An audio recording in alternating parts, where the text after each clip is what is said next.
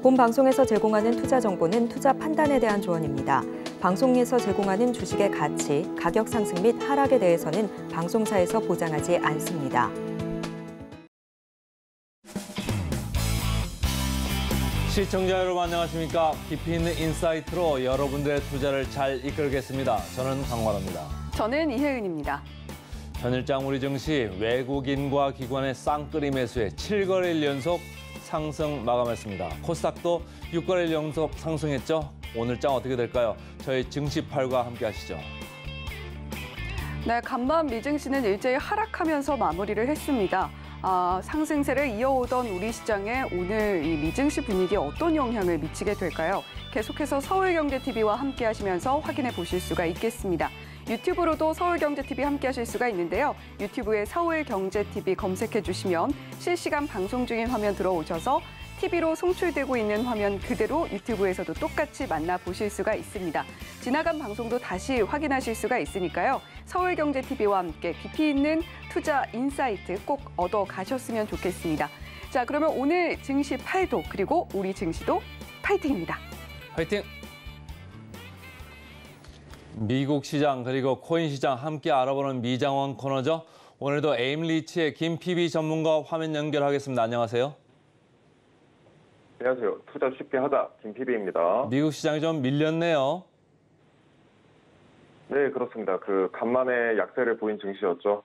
S&P 500이 1.12%, 나스닥이 1.26%, 다우지수 0.69% 하락으로 마감을 했고요.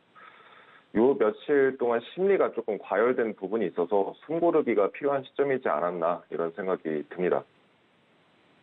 애플이 마이너스 1.5%, 마이크로소프트 1.8%, 구글 1.9%, 테슬라 1.6% 이렇게 개인 투자자들한테 인기가 많은 대형 기술주들 쪽에서 좀 이제 하락세가 나왔고요.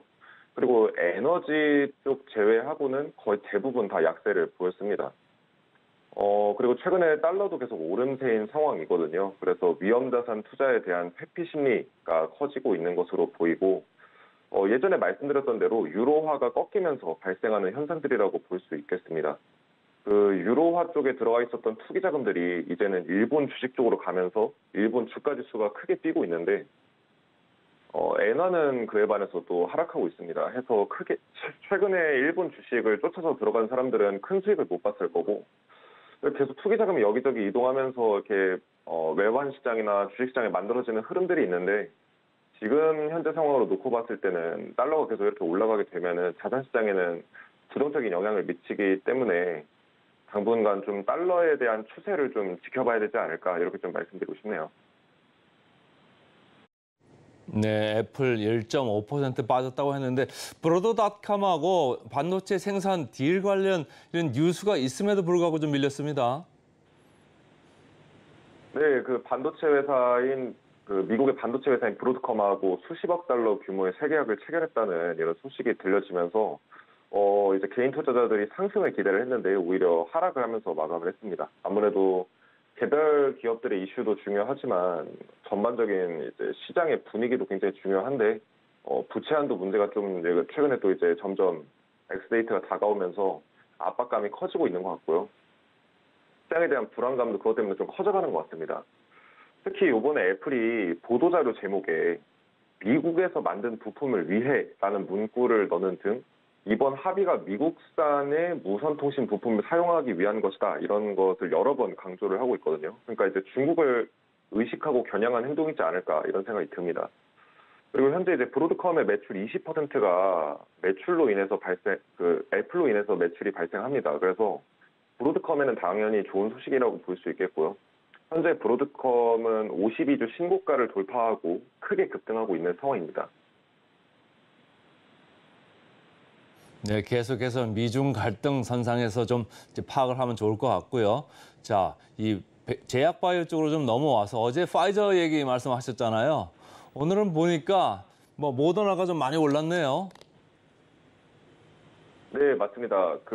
이제 제가 어제 화이자가 이제 당뇨 치료제, 이제 다이어트 치료, 다이어트 약 이런 것들을 출시하면서 최근에 이제 급등하고 있다고 말씀을 드렸는데, 또 최근에 이제 중국에서 코로나가 급증하고 있다 이런 소식이 들리면서 백신 관련주들이 더 강세를 보이고 있습니다.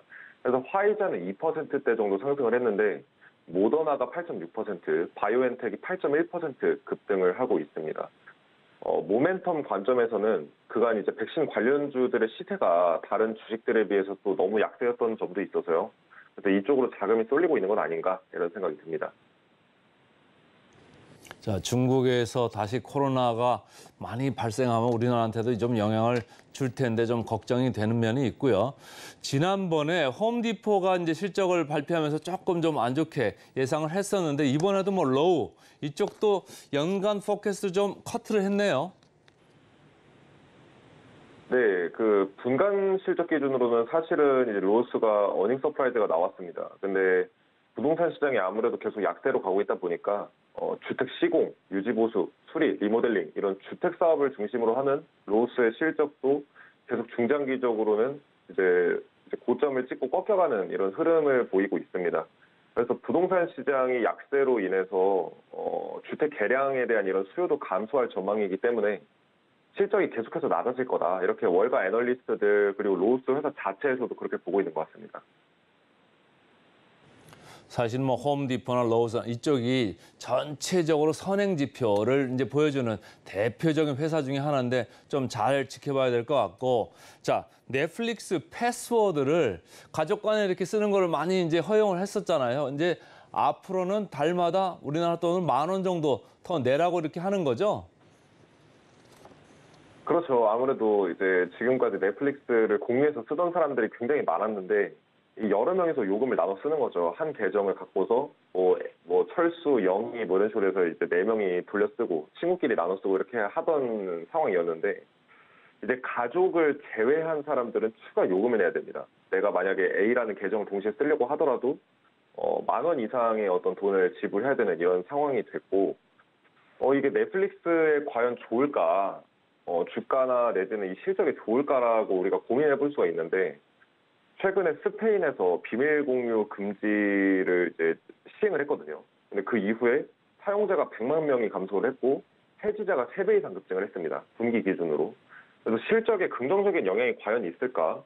그러니까 넷플릭스가 아무래도 자체적인 시뮬레이션도 돌려보고 한 국가별로 다 테스트를 해본 뒤에 요거를 시행하는 거겠지만 아무래도 단기적으로 실적에 좋은 영향을 미치지는 않을 것 같아요. 중장기적으로는 모르겠지만 단기적으로는 실적이 별로 좋지는 않을 것 같은데 이제 단기적인 그리고 중장기적인 실적에 긍정적인 영향이 있을지 한번 계속해서 추적해서 봐야 될 것 같습니다. 어쨌든지 전 세계에서 이제 주목하고 있는 넷플릭스라서 좀 지켜봐야 될 것 같습니다. 자, 부채 한도 협상 지금 계속 지지부진하잖아요. 자넷 옐런이 아무래도 아쉬운 소리를 계속 내고 있는 거죠. 예, 맞습니다. 그 미국 재무부 장관인 옐런이 6월 초까지 채무 불이행 될 가능성이 매우 크다. 이렇게 계속 경고를 하고 있습니다.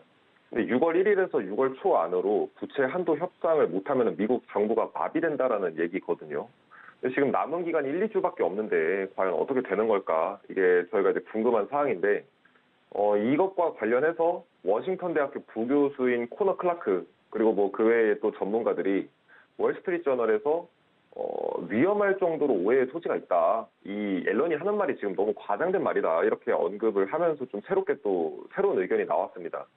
왜냐면은 그 주장을 뒷받침하는 게 미국 정부는 롤 오버가 가능하다. 즉 새로운 부채를 발행해서 기존 부채를 상환이 가능한 구조이기 때문에 이 빚으로 빚을 막을 수 있는 구조다. 이런 얘기를 하고 있고 또 이제 미국이 자체적으로 원하는 순서대로 채무를 청산할 수 있는 자유가 있기 때문에 큰 문제가 없을 거다. 셧다운해서 뭐 이제 뭔가 문제가 약간은 발생하더라도 뭔가 미국 자체가 흔들리진 않을 거다라고 얘기를 하고 있습니다. 근데 이제 최근 5월 초에 백악관의 경제자문위원회라는 단체가 있습니다. 근데 여기서 미국 정부가 디폴트에 빠지게 되면 주가가 고점 대비 45% 폭락할 거다 이렇게 경고를 했거든요. 그러니까 S&P 500 지수가 역산을 해봤을 때 2250포인트까지 빠질 수 있다는 얘기를 하고 있습니다. 여기서 이제 디폴트를 정의하는 거는 미국의 부채 한도가 꽉 차는데 그 전에 이제 부채 한도를 늘리지 못하고 지금처럼 이게 유야무야 돼가지고 갑자기 부채 한도 시기까지 다가와서 아무것도 못했을 때 이런 상황을 가정한 것 같거든요. 그래서 이제 수백만 명의 일자리를 잃고 급격한 경기 위축으로 대규모 침체가 나올 수 있다. 이렇게 경고를 하고 있습니다. 근데 부채 한도 합의가 빠르게 종결되게 되면 이런 우려감이 전혀 없을 텐데 자꾸만 불필요하게 뭔가 밀리는 느낌이 있습니다. 그래서 이제 별 탈이 없으면 부채 한도가 막판에 잘 연장이 될 건데 또 그리고 늘 그래 왔거든요. 근데 연장이 된다면 안도 랠리로 추가 상승이 나올 가능성이 있겠지만 만일에 하나로 정말 부채 한도 연장이 6월 초까지도 밀리고 이렇게 계속 이제 지지부진한 상황이 오게 되면 투자자들 사이에서 공포 심리가 커지면서 오늘과 같은 이런 이제 시장 하락세가 나올 수 있지 않을까, 시세 조정세가 좀 추가적으로 나오지 않을까 이런 생각이 듭니다. 기본적으로 시장은 부채 한도 협상이 잘 될 거다 이런 생각을 깔고서 먼저 달렸는데 그게 잘 안 되니까 주가가 이제 조금 그걸 빌미로 해가 조정을 좀 삼는 건데, 우리가 이 부채 한도 협상에서 지금 꼭 봐야 될 게 우리나라 2차 전지, 태양광, 풍력 관련해 가지고 보조금을 좀 깎자 이런 얘기가 있었잖아요. 이게 상당히 우리나라한테 중요한 시사점이 있을 것 같은데 어떻습니까? 그렇죠. 이번에 부채 한도 협의되면서 그 부분에 따라서 아무래도 한국 관련 주들이 크게 영향을 받을 수 있을 것이라고 보고 있고, 그 부분을 이제 또 포함하더라도 최근에 이제 아무래도 잘 달리고 있는, 말씀해주신 섹터가 잘 달리고 있는 섹터인데, 이게 사실 투자는 또 심리가 굉장히 중요한 부분이라서 여기서 만약에 뭔가 그런 악재가 하나라도 나오게 되면은 뭔가 주춤에, 그러니까 이제 잘 상승하던 종목들이 갑자기 하락세로 전환되거나 아니면은 이제 하락 추세로 전환이 되려고 하는 시점에 어떤 트리거가 돼서 크게 하락할 수 있는 거기 때문에 이번에 부채 한도 협상이 잘 좀 이루어지고 정책상에 큰 변화가 없기를 바라야 되는 상황이라고 볼 수 있겠습니다. 우리나라 2차 전지, 태양광, 풍력 모든 회사들의 주가가 이미 보조금을 받는 것으로 이렇게 계산을 해가지고 주가를 반영해 왔기 때문에 이게 혹시라도 삐끗하면은 우리나라 주가에 악영향을 끼칠 수 있다. 이런 점을 좀 주의를 하시면서 좀 시장을 따라가시면 좋을 것 같고, 자, 어제 보니까 비트코인이 나스닥은 떨어졌는데 비트코인은 그동안 좀 괴리가 있었잖아요. 어제는 반등을 좀 했네요. 그러니까 이게 비트코인이 원래는 나스닥하고 중장기적으로는 같이 가는데 최근에 거의 이제 뭐 반대로 계속 가고 있습니다. 암호화폐 시장이 좀 대체적으로 강보합세로 마감한 상황인데 24시간 동안 비트코인이 1.14%, 이더리움이 1.57% 상승 마감을 했고요. 그 외에도 이제 BNB가 1.1%, 리플 0.6%, 에이다 0.4% 상승했습니다. 도지코인만 0.4%로 약간 떨어져서 마감을 했어요. 최근에 이제 페페코인이 시세가 또 지지가 잘 되고 있습니다. 그래서 개인들의 투자 심리가 아직도 어느 정도는 살아있다라고 우리가 볼 수 있겠고, 여전히 많은 사람들이 밈코인이나 시장에 대한 기대감이 어느 정도 있는 것 같거든요. 그래서 또다시 한번 투심이 살아나게 되면 한 번 더 페페코인도 암호화폐 시장도 크게 급등할 수 있는 이런 가능성은 아직까지 남아있고요. 대신에 자산 시장의 지금 흐름이 굉장히 중요할 것 같습니다. 지금 자산 시장이 계속 이렇게 약세를 보이게 되면 페페코인도 좋지 않은 흐름을 보일 거라고 보고 있고요.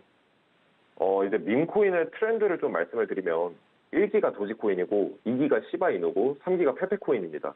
그러니까 이제 한번 투자 심리가 확 몰아칠 때 도지코인이 그때 올랐다가 또다시 이제 도지코인 못 오를 때 시바이누 오르고, 시바이누가 오르지 못할 때 페페코인 오르고, 이런 식으로 이제 순환해서 돌고 있는데 이제는 무슨 뭐 상하이 이노라는 코인까지 나왔어요. 그래서 별의별 이 유행을 타면서 별의별 코인들이 다 나오고 있습니다. 그래서 이 상하이 이노 같은 경우에는 갑자기 하루 만에 2배가 급등하고 있거든요.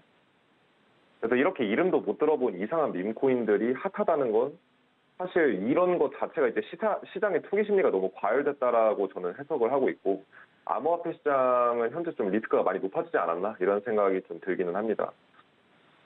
그리고 이제 암호화폐 가장 중심에 있는 암호화폐 금융 그룹이죠. 디지털 커런시 그룹이 대형 거래소인 제미니의 돈을 못 갚고 있다, 이런 소식이 들려오고 있습니다. 근데 이제 디지털 커런시 그룹이 어떤 그룹이냐면 코인데스크, 그리고 제네시스 트레이딩, 그리고 그레이스케일, 이 세 가지 회사를 보유하고 있는 암호화폐에서는 굉장히 중요한 기관이거든요. 거의 뭐 금융시장으로 치면 블랙록이라고 볼 수 있겠는데 암호화폐에 굉장히 중추적인 역할을 하는 기관입니다. 근데 지금 1월 이후로 계속해서 채무를 이행을 못하고 있어요. 그러니까 돈 빌린 거 못 갚고 있다는 거죠. 근데 이렇게 만약에 현금이 없어서 계속 이렇게 못 갚는 거라고 한다면 실질적인 파산 상태나 다름이 없습니다. 특히 또 재미있는 대형 거래소고 이 둘 간의 되게 거래가 굉장히 긴밀하게 이루어지는 구조인데 여기서 돈을 못 갚아주고 있다라는 거는 사실 지금 뭐 돈이 없다는 거거든요. 실질적인 파산 상태나 다름이 없을 수도 있는 상황인데 디지털 커런시 그룹이 만약에 뭔가 부도가 나게 되거나 파산하게 되거나 비슷한 위험에 빠지게 되면 암호화폐 생태계에 미치는 영향은 루나 사태 이상일 수도 있습니다. 그래서 가격에는 얼마나 영향을 미칠지는 모르겠는데 실질적으로 이 암호화폐 시장에 악영향을 미치는 정도는 루나 사태 이상일 수도 있다는 거죠. 그래서 이 부분도 이 디지털 커런시 그룹의 어떤 동향도 당분간 계속 추적을 해봐야겠습니다. 오늘 마지막 질문 하나만 짧게 좀 드리고 싶어요. 지난번에도 드렸던 질문인데, 자, 채무 협상이, 부채 한도 협상이 좀 잘 안 됐다 했을 때 암호화폐 위험 자산일까요? 안전 자산일까요? 아주 좋은 질문이신데요. 단기적으로는 어쩔 수 없이 암호화폐 시장과 주식시장 둘 다 동시에 움직입니다. 나스닥하고 비트코인 차트 열어놓고 이렇게 두 개 겹쳐보면은 둘 다 같이 움직이거든요. 근데 아무래도 부채 한도 협상이 잘 안 됐을 때 자산 시장이 하락한다는 거는 뭐 개인이나 전문가나 누가 봐도 명백한 사실이기 때문에 주식시장은 하락할 가능성이 높습니다. 그렇게 되면은 암호화폐 시장도 당연히 하락할 가능성이 높다라고 보고 있고 지금 하루 단위로는 계속해서 반대로 움직이고 있지만 중장기적인 방향으로는 여전히 같은 방향성을 보이고 움직이고 있거든요. 그래서 가능성으로는 단기적으로 부채 한도 협상이 잘 안 되면은 암호화폐 시장도 크게 하락할 가능성이 높겠다. 하지만 중장기적으로는 이렇게 미국에 대한 리스크가 높아지거나 달러에 대한 불신 같은 것들이 높아지고 금융 시스템에 대한 불신이 커지게 되면 암호화폐 대체제로 암호화폐를 사람들이 결국 조금씩 더 많은 사람들이 찾게 될 거기 때문에 중장기적으로는 호재다. 근데 단기적으로 가격에는 악재다. 이렇게 저는 보고 있습니다. 오늘 얘기 여기까지 하겠습니다. 잘 들었습니다. 고맙습니다.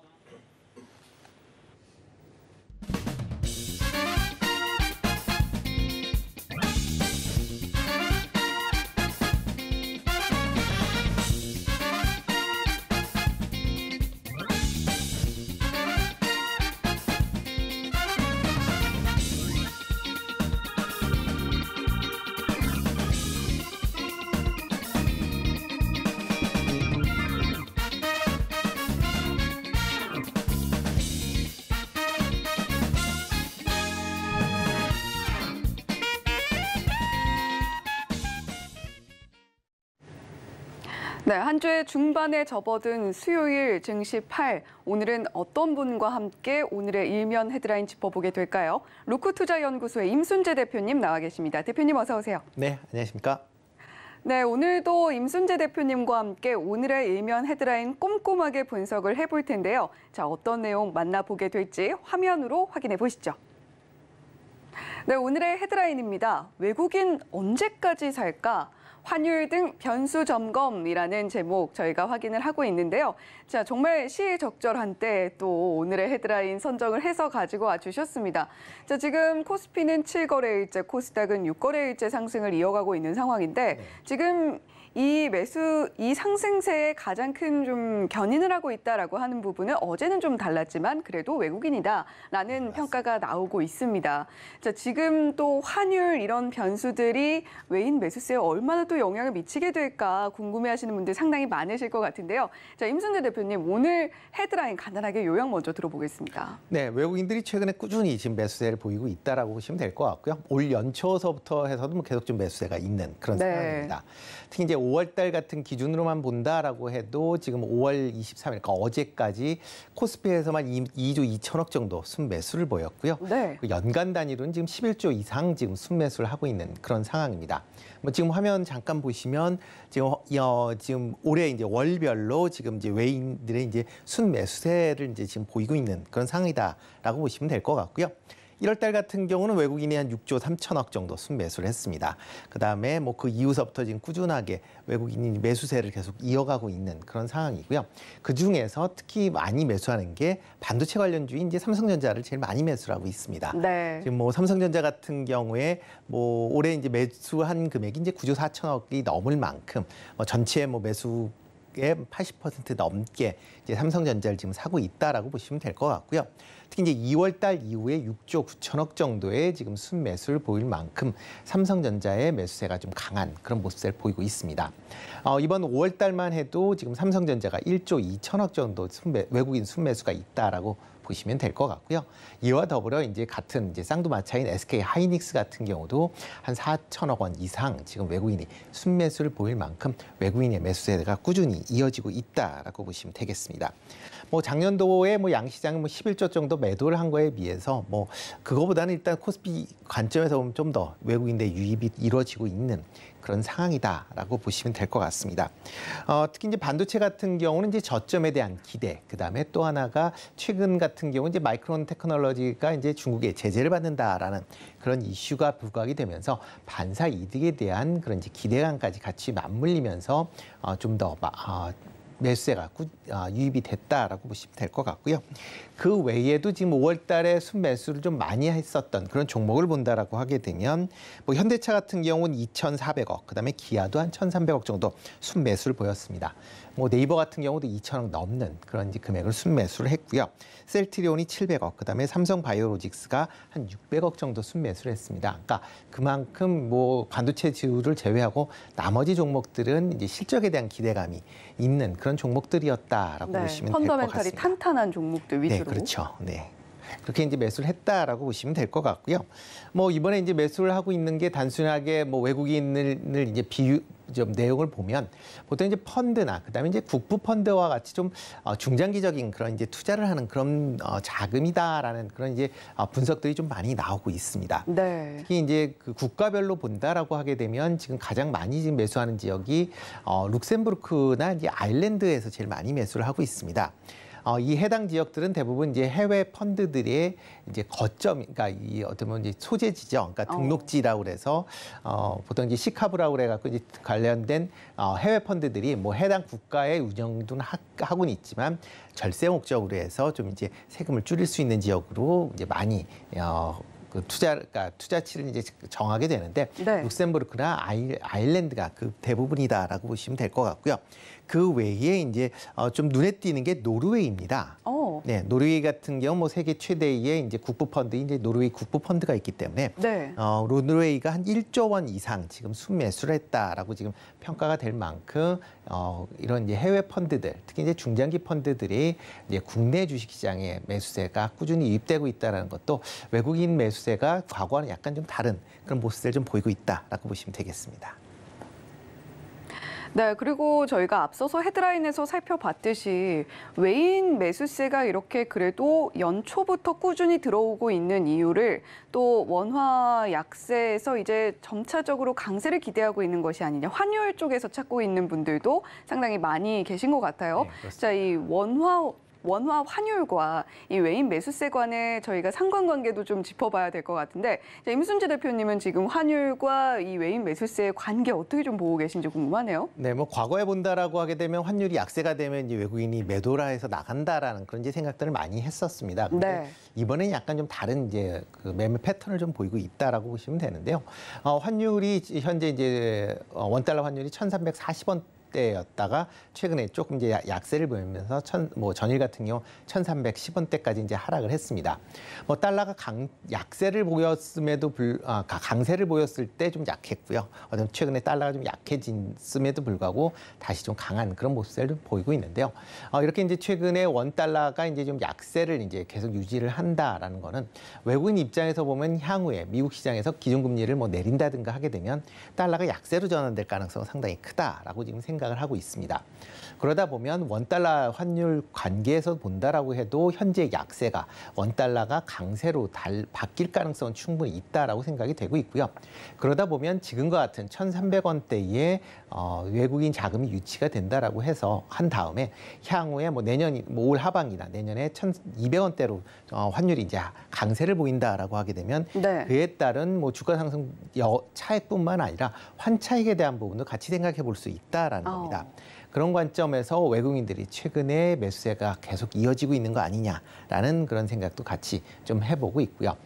다만 이렇게 이제 외국인들의 이제 매수세가 꾸준히 이어지고 있는 상황이긴 하지만 좀 걱정이 되는 거는 이제 국내 이제 증시 자체가 중국에 상당히 밀접하게 연관이 되어 있습니다. 네. 그렇기 때문에 중국에서 뭐 리오프닝 관련된 기대감이 상당히 컸었는데 실질적으로 그 리오프닝에 대한 부분이 상당히 좀 제한적이다라는 게 좀 우려 섞인 거고요. 그러다 보니까 국내 그 기업들의 대중국 수출, 그다음에 그 기타 이외의 수출이 상당 부분 지금 감소가 되고 있다라는 것. 상황인데요. 그러다 보면 외국인 입장에서 이런 이제 기업 실적에 대한 부분이 우려로 전환이 된다라고 하게 되면 현재와 같은 이런 순매수 기조는 상당 부분 좀 제한될 가능성도 있다라는 점도 같이 좀 확인해 보셔야 되지 않을까라는 생각을 해보고 있습니다. 네, 그동안 계속해서 약세를 보였던 원화가 점차적으로 환율이 1,340원대에서 1,310원대까지 내려오면서 완전히 강세라고 볼 수는 없지만 이전보다는 강세를 보이면서 외인들이 환차익까지도 기대를 해보면서 우리 시장에 유입이 되고 있다. 다시금 자금이 들어오고 있다라는 부분도 짚어주셨는데 자, 대신에 저희가 또 반드시 체크해야 될 부분이 무역 수지다라고 이야기를 해주셨어요. 그만큼 우리나라의 어떤 탄탄한 어떤 내수 기반이 다져져 있다면 너무나 좋겠지만 어쨌거나 중국과 좀 긴밀하게 연관이 되어 있을 수밖에 없고 그런 상황 속에서 무역 수지가 지속적으로 적자가 나오고 있다는 점은 조금은 불안 요인이 될 수도 있다라는 점도 우리가 투자를 할 때 참고를 하면서 지켜봐야 될 것 같습니다. 자, 그러면 이 뉴스를요, 투자자의 입장에서 볼 때는 또 투자 키워드를 뽑아내는 게 굉장히 중요할 것 같습니다. 어떤 키워드 가져가면 좋을까요? 네, 일단 외국인이 관심 있는 종목에 일단 주목을 해보실 필요가 가장 크다라고 보시면 될 것 같고요. 결국 다시 시장을 움직이고 있는 게 외인들이기 때문에. 네, 그렇죠. 뭐 외인들 같은 경우에 이제 대부분 이제 투자를 할 때 가장 기본적으로 보는 게 이제 기업의 실적 개선이다라고 보시면 될 것 같습니다. 네. 뭐 여러 가지 이제 뭐 국내 증시 자체가 뭐 기업 실적이라는 부분도 있긴 하지만 수급에 따라서 더 이제 많이 움직이긴 하지만 외국인 입장에서 보면 수급임은 일단 두 번째고 일단 기업의 펀드멘탈이 얼마만큼 개선되고 있는지에 대해서 좀 더 주목을 하고 있다라고 보시면 될 것 같습니다. 뭐 좀 전에 말씀드렸듯이 이제 글로벌 자금들이 최근 들어 이제 그 아시아 지역으로 많이 지금 유입이 되고 있습니다. 뭐 대표적으로 뭐 일본 같은 경우도 지금 4월 달 이후에 216억 달러 이상 지금 순매수를 보이고 있고요. 인도 시장 같은 경우도 44억 달러의 순매수를 보일 만큼 상당 부분 이제 아시아, 일본, 뭐 인도, 그다음에 우리나라가 지금 순매수하는 주요 국가다라고 보시면 될 것 같고요. 상대적으로 중국 같은 경우는 뭐 리오프닝에 대한 기대감이 좀 잦아들면서 최근에 순매수가 상당히 좀 위축이 되고 있는 그런 상황입니다. 그러니까 그만큼 외국인 입장에서 보면 국내 시장도 상당히 메리트 있는 그런 시장이다라고 보시면 될 것 같습니다. 특히 최근 외국인들이 계속 국내 시장에 관심을 갖는 이유 중에 하나는 국내 시장이 상당히 좀 상대적으로 그동안 좀 저평가를 받았다라는 부분입니다. 네. 그 이유가 이제 2021년 6월 달에 3,300포인트를 찍은 이후에 계속 주가가 좀 하락을 보였습니다. 그래서 뭐 고점 대비 한 30% 가까운 이제 조정을 보이다 보니까 그 조정을 보이고 그 이후에는 옆으로 횡보세를 보였습니다. 이에 비해서 뭐 미국 증시나 뭐 아니면 뭐 유럽, 그다음에 일본 증시만 해도 계속 그 이후에도 하락을 한 이후에 뭐 꾸준한 지금 상승세를 보이고 있다라는 걸 보면 상대적으로 국내 증시의 상승폭이 상당히 좀 제한적이었다라고 보시면 될 것 같고요. 또 하나가 이제 기업 실적이 어느 정도 바닥을 찍은 거 아니냐라는 기대감도 같이 맞물려 있다라고 보시면 되겠습니다. 1분기에 이제 기업 실적, 그러니까 영업이익 실적을 본다라고 하게 되면 뭐 국내 이제 상장 협의회 소속 이제 622개 기업을 코스피에 있는 622개 기업을 이제 확인해 본 결과 1분기에 매출은 697조로 전년 대비 한 6% 가까이 상승세를 보였습니다. 대신 이제 영업이익 측면에서 본다라고 하게 되면 전년보다 한 57%, 한 절반 정도 이제 감소하는 그런 모습을 보였는데요. 뭐 지금 뭐 화면을 잠깐 보시면 그 관련된 내용입니다.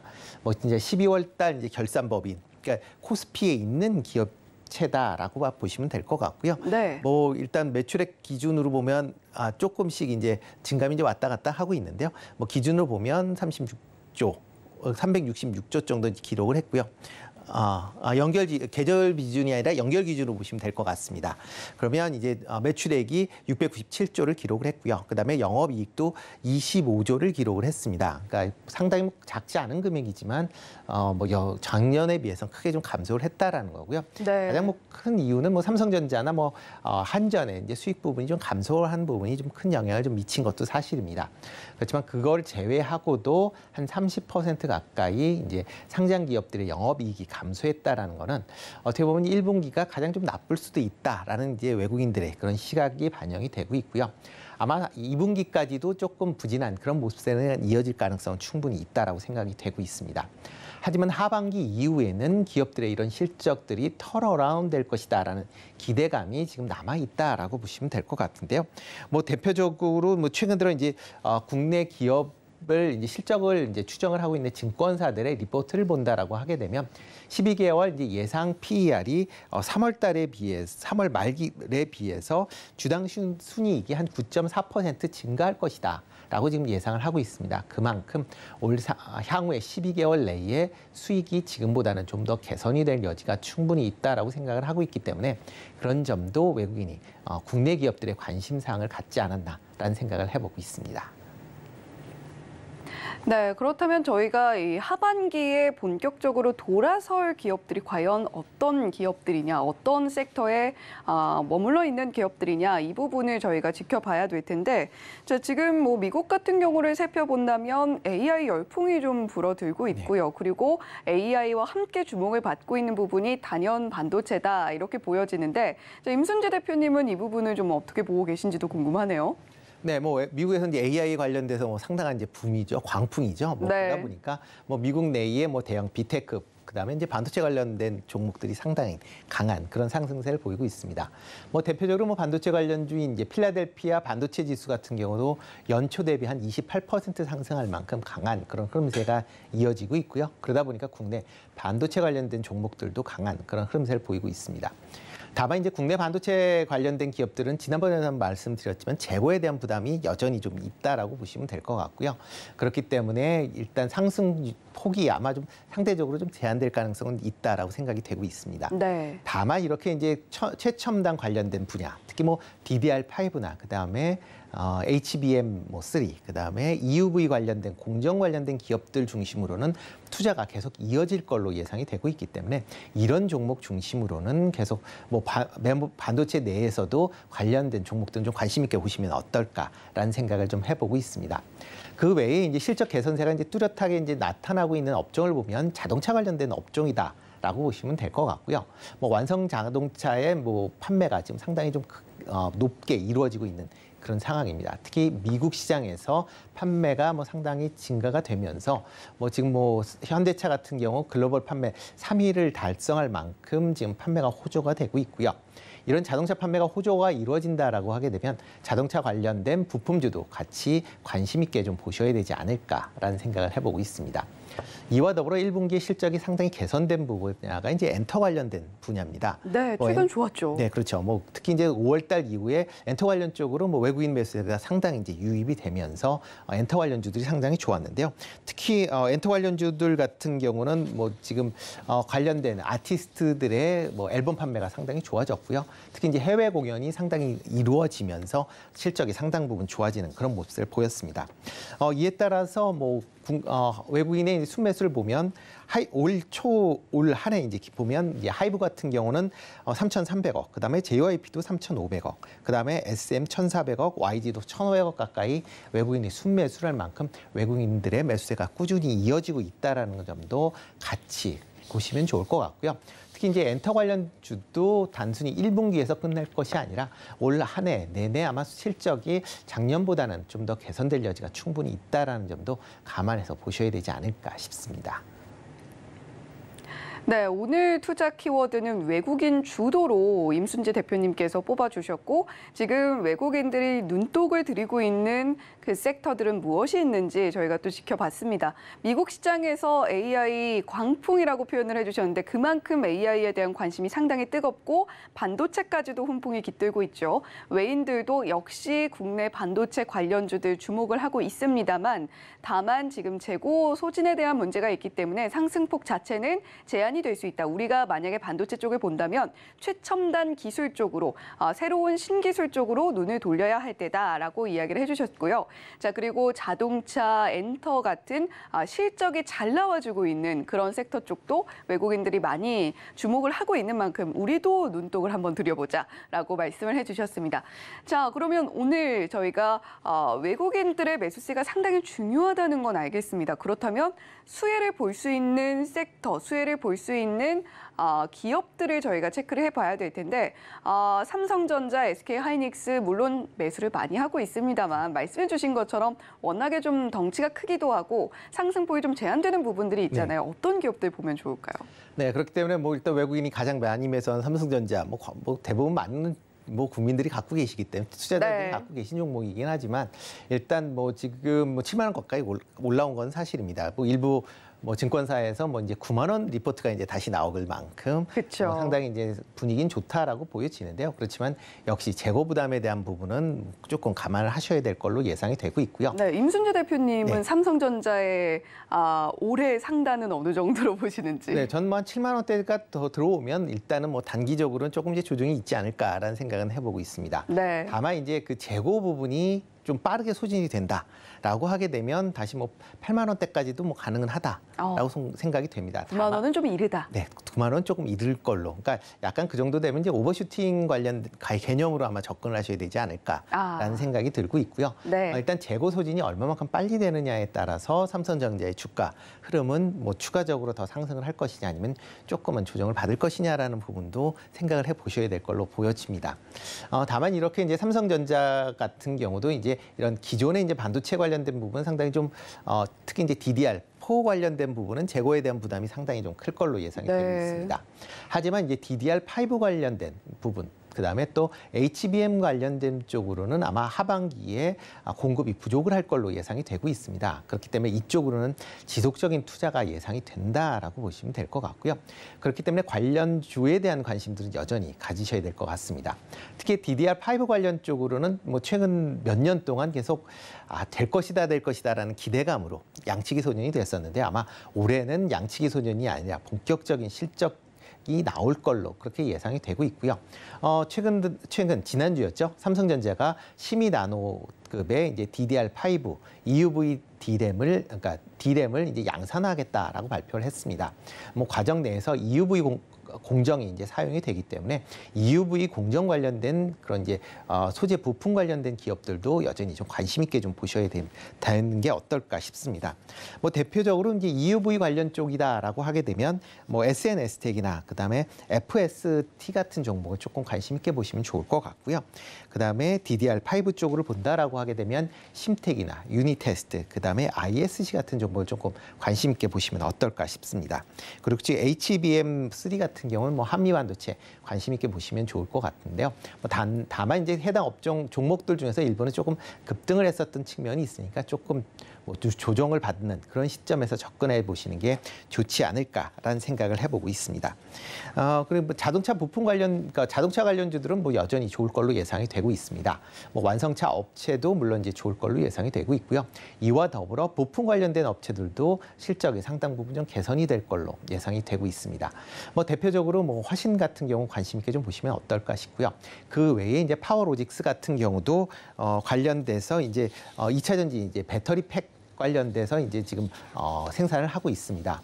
최근 현대차 같은 경우 미국 시장 내에서 전기차 판매가 조금 줄어든다라는 그런 얘기는 있지만 유럽이나 기타 지역에서의 전기차 판매가 꾸준히 이루어지고 있다라는 관점에서 조금 관심 있게 좀 보시면 어떨까라는 생각을 같이 좀 해보고 있고요. 엔터 관련주를 본다라고 하게 되면 4개 엔터사 모두 좀 관심 있게 좀 보시면 좋을 것 같고요.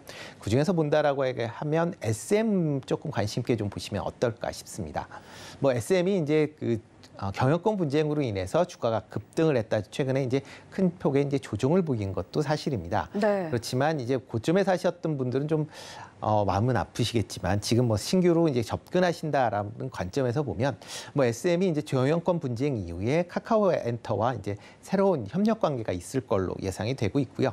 특히 다른 회사와 다르게 이제 다양한 아티스트분을 보유하고 있기 때문에 아마 하반기 이후에 이런 아티스트를 통한 매출이 본격화될 가능성은 충분히 있다라고 생각이 되고 있습니다.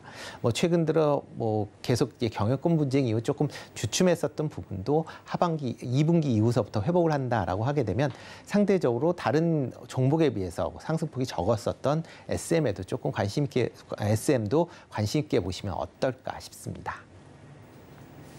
네, 지금 외인 매수세가 유입되고 있는 섹터들 그 안에서도 저희가 반도체 쪽, 그리고 자동차 쪽, 자동차 특히 부품 쪽, 그리고 엔터 쪽에서 어떤 종목들 지켜보면 좋을지까지 임순재 대표님께서 상세하게 짚어주셨습니다.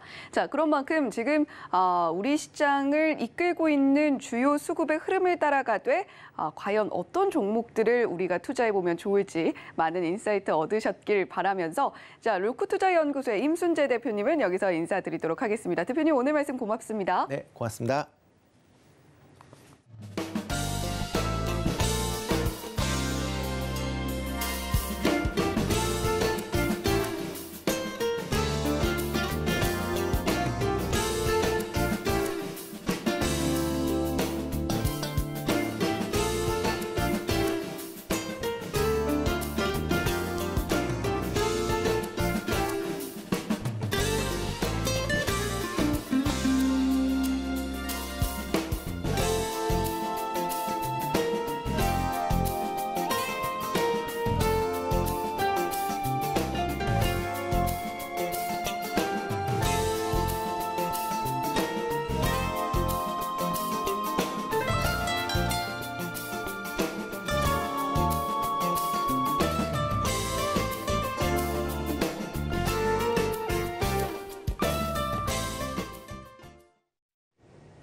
여덟 시 31분 지나고 있습니다. 개장까지 29분 정도 남았죠. 오늘도 센티멘탈, 펀더멘탈 한 종목씩 말씀을 드리겠습니다. 센티멘탈로는 GS건설, 그리고 펀더멘탈로는 SK이노베이션입니다. 자, 둘 다 되게 무거운 주식들이에요. 그래서 되게 무거운 주식이고 저평가된 주식인데 GS건설부터 먼저 말씀을 드리겠습니다. GS건설 제가 센티멘탈로 가져온 이유는 저평가 종목임에도 불구하고 이런 건설주는 사실은 분위기 좋을 때만 단기적으로 오르락 내리락 하는 경향이 계속적으로 있었거든요. 그러니까 좀 분위기 좋을 때만 보시고 분위기 나쁠 때는 안 보셔도 괜찮은 이런 주식이라 제가 가져왔고요. 차트를 먼저 보시면 건설주 중에서는 제일 현찮습니다. 제일 밑에 있죠. 연초 대비해가지고 계속적으로 지금 수익률이 별로 안 좋습니다. 현대건설 빨간 표로 돼 있는 빨간 선으로 돼 있는데 이게 그나마 낫고 그다음에 DLENC 최근에 저희가 얘기했었죠. DLENC 그리고 대우건설, GS건설 순으로 GS건설이 사고도 좀 났었고 그래가지고 조금 이슈가 있었습니다. 자, 최근에 리포트가 나왔죠. 대신증권에서 리포트가 나왔는데 제목을 보시면은 한 번에 딱 들어옵니다. 신사업 이쪽에 기대를 많이 거는 거예요. 신사업 약진 앞으로 이런 리포트를 냈어요. 그래서 어떤 신사업이냐 보면은 베트남에서 이쪽에서 신사업의 매출 기여나 영업이익 기여도가 앞으로 급격하게 늘 거다 이런 거를 이제 얘기를 하는 거죠. 1분기 실적은 뭐 그냥 그저 그럭저럭 나온 거예요. 추정치 컨센서스에 모두 부합을 했다. 이 정도로만 이제 인식을 하시면 되고 최근에 보면은 신사업 얘기가 계속적으로 나오고 있습니다. 그래서 매출 비중으로도 22년 대비해가지고 약간 올랐고 매출 총이익 그러니까 벌어들이는 돈이죠. 그러니까 원가 빼고 매출 총이익 기준으로는 22년에는 11% 정도 했는데 이제 2배로 올라가는 거예요. 22% 선까지 올라간다. 그러니까 매출 기여도도 조금 올라가지만 이익 기여도는 훨씬 더 많이 올라가겠다.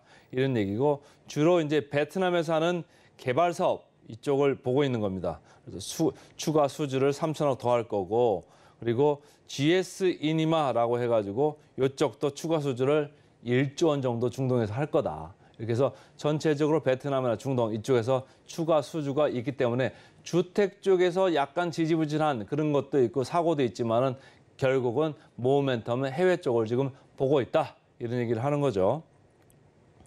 최근에 주가를 보시면 아주 시원찮습니다. 계속 내려가면 올려놓고 올라가면 내려놓고 이렇게 하고 있죠. 그렇지만은 하단은 유지는 되고 있다. 이런 점을 유의를 하시면서 최근까지 지수가 코스피나 코스닥 이렇게 많이 올라온 상황에서는 하단 걱정을 또 안 할 수가 없거든요. 그래서 하단이 조금 탄탄한 그런 이제 GS건설이 되겠습니다. 최근에 그렇게 크게 사는 건 없는데 어제 외국인하고 기관의 매수가 드디어 포착이 됐습니다. 그래서 제가 제목을 이렇게 잡아봤고요. 밸류 밴드로 보면 역사적 밴드로는 하단입니다. 그러니까 건설주 시장에서 안 보는 거예요. 건설주 크게 있겠느냐. 왜? 주택 쪽을 많이 한다 이런 인식이 상당히 강하고 그게 또 사실이었기 때문에 많이 안 보는 거죠. 그러나 GS건설 같이 이렇게 외국 쪽에서 신사업으로 기여도가 좀 높아진다라고 하면은 약간씩 이제 봐줄 수도 있겠다 이런 생각을 하면서 제가 이제 골라온 거고요.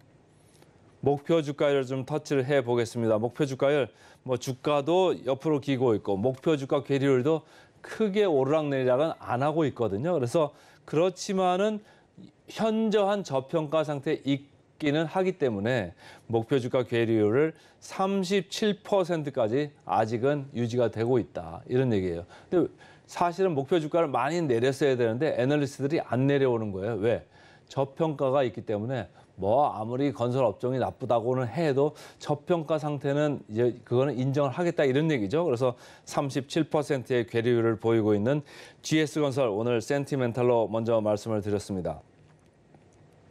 그다음 펀더멘탈 이제 말씀을 드려야죠. 펀더멘탈 쪽으로는 오늘 SK이노베이션입니다. 잠시 후에 제가 어제 관련된 뉴스가 좀 나온 거를 가지고 좀 말씀을 드렸는데 그 이전에 1분기 실적부터 좀 잠깐 보시면 1분기 실적이 영업이익이 3,750억 나왔네요. 그런데 시장 눈높이보다 59%나 높게 나왔습니다. 이거는 주로 정유 부분, 이 고유 부분이잖아요. 이쪽에서 기름을 많이 파니까 정유 부분에서 재고 평가 이익 이게 조금 늘어나면서 이제 이익이 많이 늘어난 거죠. 생각보다. 신한투자증권에서도 리포트를 이제 최근에 냈는데 1분기는 어차피 상회를 한 거고 배터리 적자는 낮다. 그렇지만 이게 두 번째 줄이 중요하죠. 이 신한투자에서는 2분기부터 배터리 부문이 흑자로 전환할 거다. 마침내 이제 SK온에서 흑자로 전환할 거다. 이런 얘기를 이제 하는 거예요. 미국에서 이제 보조금 주는 거 있잖아요. 그런 영향도 있을 거고 아무래도 LG그룹한테 주는 그런 페널티, 로열티 이거에 대해서도 1분기에 다 이제 계산이 됐기 때문에 2분기부터는 적정하게 지금 나오기 시작할 거다. 이런 생각을 하면서 이런 얘기를 하는 것 같고 따라서 SK온 관련된 할인 요인, 디스카운트 요인이 점차적으로 없어질 거다. 이런 얘기를 하는 거예요.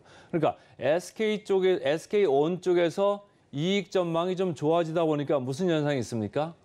투자자들이 마침내 붙기 시작하는 겁니다. 그래서 관련 뉴스를 바로 이제 말씀을 드릴게요. 자, 최근에 나온 뉴스 중에 하나는 우리나라 MBK 파트너스라고 하는 동북아에서 아주 가장 큰 이제 사모 펀드 중에 하나인 회사잖아요. 이 회사가 미국하고 중국 대형 투자가들하고 같이 해가지고 거의 1조 5천억 원 이 투자를 SK온한테 한다. 이런 거를 이제 뉴스가 나오니까 공시로 나왔어요. 일단은 협상을 하는 것 같은 공시를 내보낸 게 맞습니다. 그래서 어쨌든 SK온의 그 증자나 이런 일정들도 불확실했었는데 여기 보시면 투자자들은 상장을 최우선적으로 추진한다. 그리고 대주주가 팔면 드래그 얼롱 그러니까 대주주가 지분 팔 때 자기들 지분도 같이 팔겠다. 그런 조항을 넣어서 관철시키려고 지금 이제 막판 조율을 하고 있나 봅니다. 그래서 전체적으로 이 자금들이 들어오면 SK온 배터리 공장의 미국 공장 증설 투자 자금은 이제 쓰일 것 같은데 계속적으로 이제 이익도 좀 나면서 선순환으로 들어갈 수 있는 그런 계기가 되는 아주 중요한 뉴스거든요. 그래서 제가 이제 오늘 SK이노베이션을 펀더멘탈 주식으로 이렇게 말씀을 드리는 겁니다. 주가는 뭐 지지부진했죠. 그래서 주가가 원유 가격 올라갈 때는 좀 올랐다가 원유 가격 좀 내려가면 좀 내려왔다가 왔다 갔다 하고 있습니다. 최근에 보니까 뭐 크게 사자로 들어오는 것도 없어요. 그러니까 무슨 얘기냐? 빈집이라는 얘기예요. 2차 전지 관련주 중에서 여기같이 빈집이 없습니다. 역사적 밴드를 보셔도 가장 하단에 있잖아요. 그러니까 하방을 크게 걱정하실 필요가 없는 주식입니다. 마지막으로 목표 주가 괴리를 이제 터치를 해드리면 하방도 뭐 탄탄하지만은 그래도 정유 쪽에서 돈을 좀 벌어내고 있기 때문에 목표 주가 괴리율은 32%나 됩니다. 그러니까 SK1의 디스카운트 요인이 좀 사라진다라고 하면 SK이노베이션, 2차 전지 배터리 셀 업체 중에서도 가장 싸고 양극재, 음극재에 비할 바가 아닐 정도로 너무너무 저렴한 주식이기 때문에 오늘은 펀더멘탈로 주식으로 SK이노베이션, 그래서 센티멘탈로 GS건설, 펀더멘탈로 SK이노베이션 말씀드렸습니다. 네, 최근 시장 흐름과 함께 센티멘탈, 펀더멘탈 그보다 더 강한 흐름을 보여주면서 움직여왔습니다. 오늘 센티멘탈 종목은 GS건설, 펀더멘탈 종목은 SK이노베이션이었는데요. 두 개 종목 오늘 장에서 또 어떤 흐름 보여줄지 계속해서 증시 구에서 확인해 보시길 바랍니다. 저희는 잠시 후에 돌아오겠습니다. 시청해주신 여러분 고맙습니다.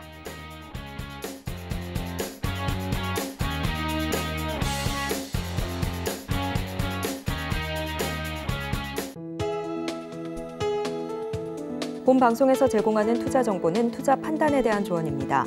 방송에서 제공하는 주식의 가치, 가격 상승 및 하락에 대해서는 방송사에서 보장하지 않습니다.